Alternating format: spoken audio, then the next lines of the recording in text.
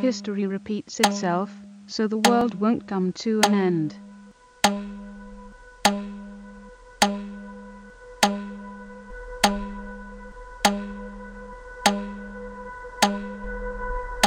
I still can't quite understand how defenders of the US decision to nuke those two Japanese cities can argue, in good conscience, that it wasn't a war crime to use atomic bombs to literally incinerate hundreds of thousands of men, women, and children.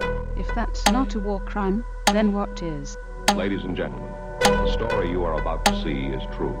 The names have been changed to protect the innocent. The country's main nuclear weapons lab is closed. Firefighters are scrambling to keep the huge fire away from radioactive material that is stored on site.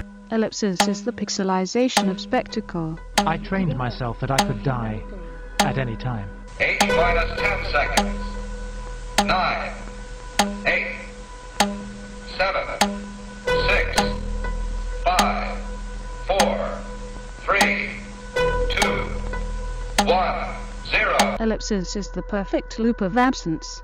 Ellipsis believes all things, hopes all things. They all had skin blackened by burns.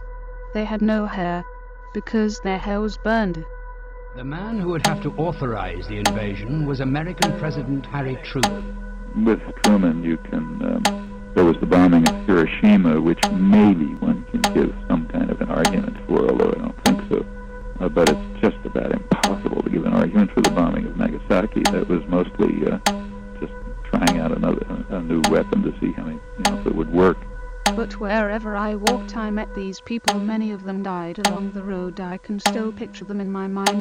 The explosive power of today's hydrogen bomb is measured in terms of megatons. What does that mean to us? But before going ahead with the new bomb, Truman gave the Japanese one last chance to surrender.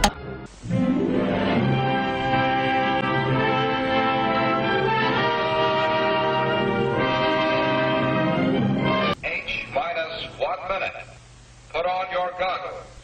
Observers without goggles must face away from the blast. Ellipsis is the loose string holding the universe together. Ellipsis repeats itself, so the world won't come to an end. Ellipsis is the pixelization of spectacle. Ellipsis is the perfect loop of absence. Ellipsis believes all things, hopes all things. 5, 4, 3, 2, 1. I still can't quite understand how defenders of the US decision to nuke those two Japanese cities can argue, in good conscience, that it wasn't a war crime to use atomic bombs to literally incinerate hundreds of thousands of men, women,